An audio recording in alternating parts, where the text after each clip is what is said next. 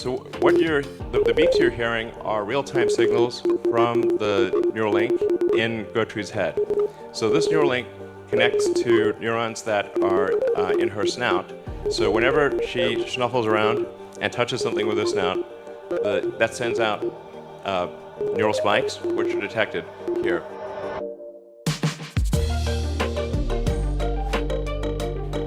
All right, welcome to the Neuralink product demo. I'm really excited to show you what we've got. I think it's going to blow your mind. So I want to emphasize the purpose of Neuralink. Like, what's our goal? Our goal is to solve important spine and brain problems with a seamlessly implanted device. So you want to have a device that you can basically put in your head and feel and look totally normal, but it solves some important problem in your brain or spine. So going into the Neuralink architecture, what we've done over the past year is dramatically simplify the device. So we about a year ago, we had a device which had multiple parts, including a piece that it had to sort of sit behind your ear, and it was complex, and you wouldn't still look totally normal. You'd have a thing behind your ear. So we've simplified this to simply something that is about the size of a large coin, and it goes in your skull, replaces a piece of skull, and the wires then connect within a few centimeters or about an inch away from the device. And this is sort of what it looks like. So, yeah. This is our little device. That thing at the bottom is just to hold the threads in place, because they're just like little fine wires. I mean, frankly, to sort of simplify this, what we're, I mean, it's more complicated than this, but it's, in a lot of ways, it's kind of like a Fitbit in your skull with tiny wires. Our current prototype, version 0.9, has about 1,000 channels, so that's about 100 times better than the next best consumer device that's available. And it's a 23 millimeters by 8 millimeters. It actually fits quite nicely in your skull, because your skull is about 10 millimeters thick. So it goes flush with your skull, it's invisible, and all you can see afterwards is that there's a tiny scar. And if it's under your hair, you can't see it at all. In fact, I could have a Neuralink right now, and you wouldn't know. Anyway, so it's also inductively charged. So it's charged in the same way that you charge a smartwatch or a phone. And so you can use it all day, charge it at night, and have full functionality. So you would really, it would be completely seamless, and yeah, no wires. In terms of getting a link, so that, you need to have the device, a great device, and you also need to have a great robot that puts in the electrodes and does the surgery. So you want the surgery to be as automated and as possible, and the only way you can achieve the level of precision that's needed is with an advanced robot. The link procedure, the installation of a link, done in under an hour. So you can basically go in the morning and leave the hospital in the afternoon. And it can be done without general anesthesia. So this is our surgical robot.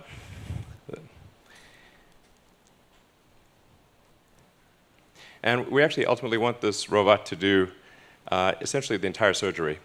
So in everything from incision, removing the skull, inserting the electrodes, placing the device, and then closing things up and having you ready to leave. So we want to have a fully automated system.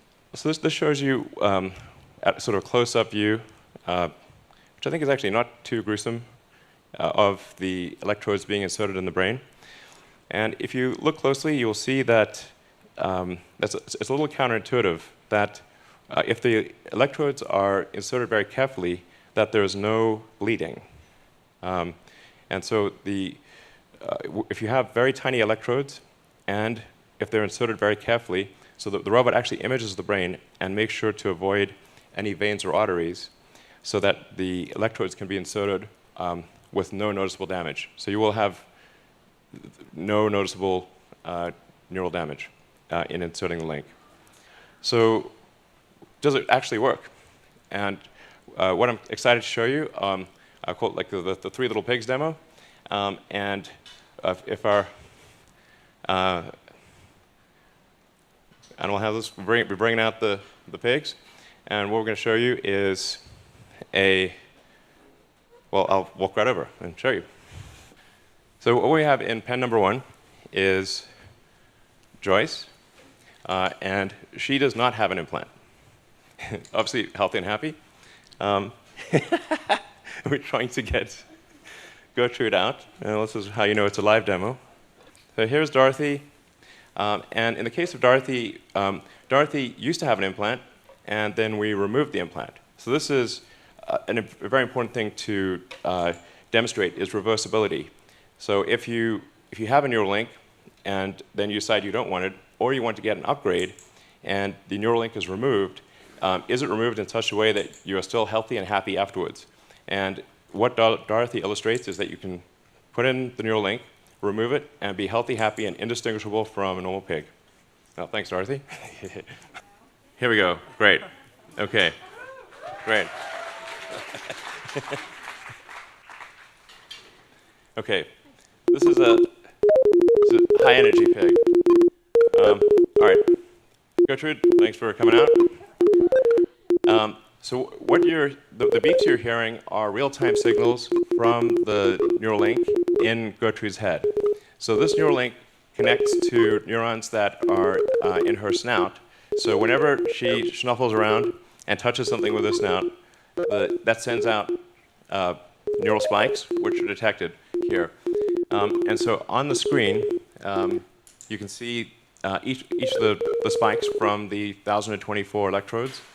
And then if she snuffles around, touches her snout in the ground, or you kind of feed her some food, pigs love food, then you can see the neurons will fire much more than when you're not touching the snout. And that's what's making the beeping sound. All right, cool. So as you can see, we have a healthy and happy pig,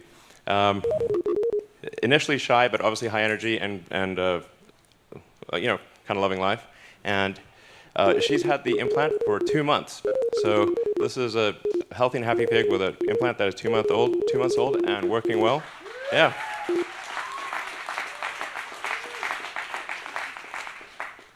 All right, cool.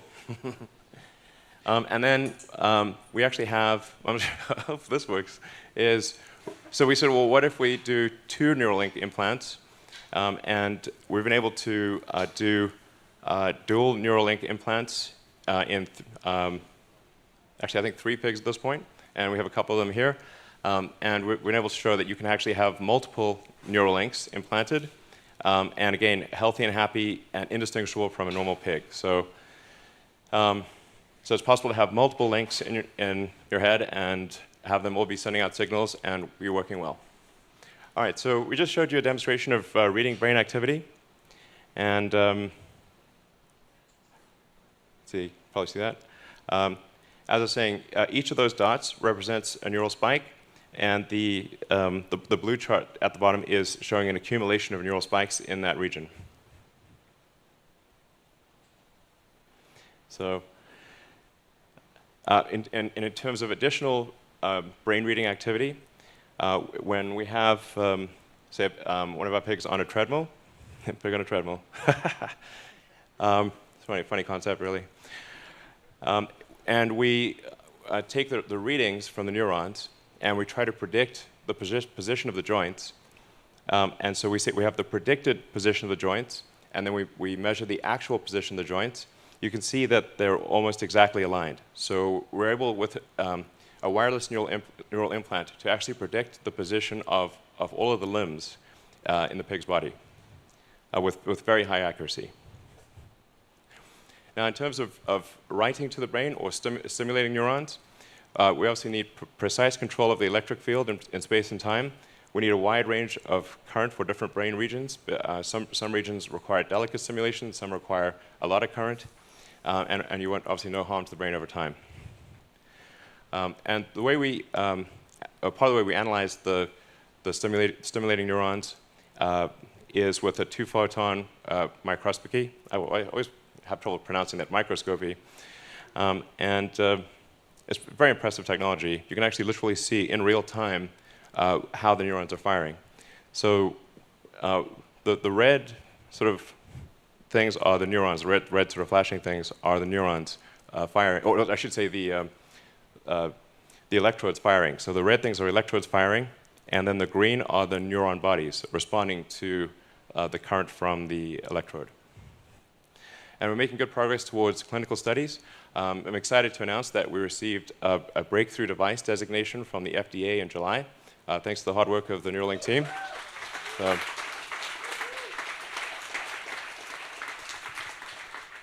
So I want to be clear, we're working closely with the FDA, and we'll be extremely rigorous. In fact, we will significantly exceed the minimum FDA guidelines for safety. We will make this as safe as possible. But what are some likely first applications? So our first clinical trial is aimed at people with paraplegia or tetraplegia, so cervical spinal cord injury. We're going to enroll, we plan to enroll a small number of patients to make sure the device is safe and that it works in that case.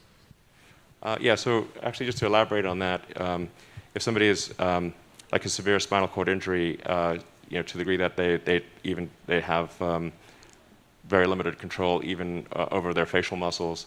I think something that's very exciting as a long-term application is if you can sense what somebody's trying to do with their limbs, what they want to do with their limbs, then you can actually do a second implant that's at the base of the spine or wherever, just after wherever the spinal injury occurred, and you can create a neural shunt.